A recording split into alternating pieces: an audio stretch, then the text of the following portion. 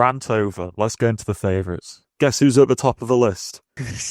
I mean, if anyone wants to just trigger Patrick a bit more, because I love this, just write sixth monument in the comments. But Well, it's just not. Look, just put San Sebastian or Amstel Gold. You don't see Classica Hayen. Classica Hayen may as well be a monument at this point, and Paris Tours, and like the Sickle Classic in the UK, because it just goes through some farm tracks. All right, just because it goes off road doesn't make it a monument. Oh, you've set me off now. I hate this. I hate this. The worst part. The worst part about Strade Bianche every year is just this incessant belief that it's a monument. I hate it. Anyway, Tadej Pogacar loves winning monuments and Strade Bianche, but obviously we're doing this a bit too early. The teams haven't announced because we also have Paris-Nice previews coming and Tirreno Adriatico, so it's been a busy week. So we can make some assumptions. Tadej Pogacar, like we spoke about, won twice. He has a pretty good record in the race. But if we look at the Classica Hayen or Omloop Newsblad, you would presume it's some conglomeration of those kind of teams. Tim Wellens, for one, I think will be there. Was he the one who set him up last year at Strade Bianche? But yeah, I think we can probably guess who the team is. And maybe Isaac Del Toro is also in there because he was very strong in Classica Hayen.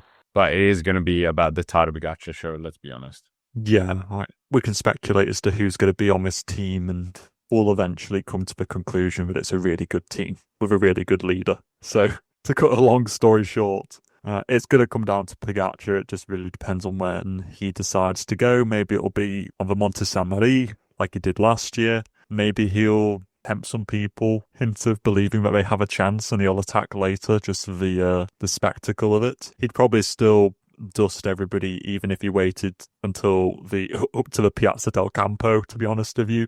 But he is the overwhelming favourite because he was unbelievably strong, ridiculously strong. He didn't look like he ever was really going full gas. I mean, maybe apart from a TT, let's say. But Pogacar's the absolute favourite. I don't even know what his odds are. They're probably negative. You're probably losing money by putting money on there. You probably put a mortgage on to even make £1 worth of profit on that bet. Poggy's the big favourite. And without the likes of Wout van Aert here, because obviously he's focusing more on the cobbles, without also a previous winner, Mathieu van der Poel, he isn't here either. There's none of these big Galacticos riders, as we like to call them, to provide that resistance to Pogacar. So I don't want to say that this victory is inevitable, but it feels as close to it as you're going to get. You don't think there's any way to stop Tadej Pogacar, if we're honest? He's going to need to have 5 punctures. And then at that point, I'd probably say he's still just about been neutralised just down to a normal level. Or he has to crash, but I don't want to wish crashing on anybody. Yeah, I mean, he is the world champion. Kwiatkowski, did he win this as a world champion? Didn't he win it in... he won it in 2017 and he won it in 2013 or 14. Fact check time. He won it in 2014. So that was the year that he won his world championship. So he didn't win it in world champ bands because he got those later in the year. So we haven't had a world champion win this? I don't think so. Yeah, no. So it'd be the first world champion. Well, okay. Much a wonderful world cyclocross champ. No, we're not counting that. Okay. Pretty dire start. I mean, do you think they have such a strong team, UAE? As we've said, they won so many races this year as well with different people. So do you think we could see a scenario where they're number 1, 4, 7, 8, 9? Possibly. Wellens could certainly stand a chance of doing that, but it depends how much they invest into launching Pogacar, which I think would probably be, quite a hard job to set a hard enough pace to kind of send him off. But then it does always entice that Group 2 dynamic, and we saw that last year. Scoins and Van Hills popped off the front and really seized that opportunity to make the most of the Group 2 dynamic going on. Everybody was just in 1s and 2s, just on their knees. It was ridiculously hard. So yeah, UAE could honestly get another 2 riders, I think, inside the top 10. Obviously, it might be Wellens, it might be Del Toro. He hasn't looked that good in the Drôme and Fonardèche Classics the last couple of days, so maybe a couple of question marks over him there. But he was good in Classica Jaén. Obviously, he finished second there. So, and he did this race last year. Remember, he was the one who led on to the Monte Sambari, and then he handed over to Wellens, then Pogačar on, and then the rest is history. So yeah, why not? Why couldn't UAE get multiple riders inside the top 10? Yeah, Tadej Pogacar favorite. There's not really too many things to say, like the amazing streak he's on as well. It's probably going to continue here. What do you make of the alleged, now more pronounced rumors that he might be going to Paris-Roubaix here? They're going to leave it late and then suddenly switch his program and take away Gent Wevelgem and put Paris-Roubaix really? instead. Yeah. Oh, I think it's exciting because I think it's the one race where Pogačar isn't guaranteed to go and just smash the rest of the competition.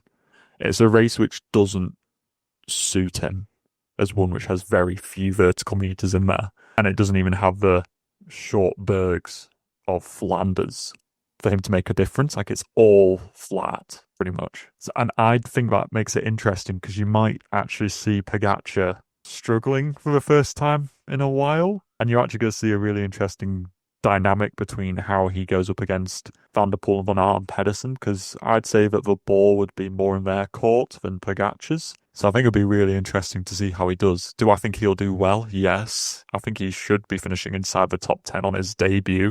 I'm not sure if I'd see him winning, though, to be honest with you, which is a very bold thing to say. It's not very regularly that I'd say that I don't think that Tadej Pogačar would win a race. So yeah, I'm looking forward to seeing if he does do it. I hope he does. It's what we've been wanting for a couple of years now, and you know, Gent Wevelgem, I love you, but I would prefer to see Pogačar at Paris-Roubaix than Gent Wevelgem.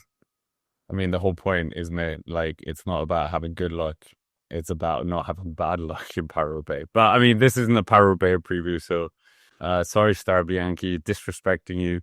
Yeah, okay, so we kind of covered UAE Team Emirates. Obviously, the logical move would to be go over to Visma Lease Bike, but Visma Lease Bike don't have Wout van Aert here. They have Ben Tollett. They look fairly well at Classica Jaén. Wout van Aert, I don't know, like Omloop Het Nieuwsblad Kern, Brussels Kern wasn't really anywhere. I think if Wout van Aert came here, it would be futile. I don't think he'd have that great of a chance of beating Pogačar in this race, and I think that it would be wiser for him to continue with his program and his plan of go to altitude camp over the next, I think he goes like in the next few days or something like that, and then come back for E3 and Flanders and Roubaix. Just stick to that. There's no point in coming to Strade Bianche if you don't feel like you've got an absolute chance of winning. But it is weird to think that Visma Lease Bike don't have a huge competitor. I mean, it's possible that they send Benoit here. He's usually consistent. He's won the race in the past. You know, he's usually a top 10 candidate. They do have Attila Volta. I mean, he's finished 4th and 5th in this race. I think it was in 2022 and 2023. Do you remember one of those editions when him and Benoit couldn't quite figure out who exactly was leader?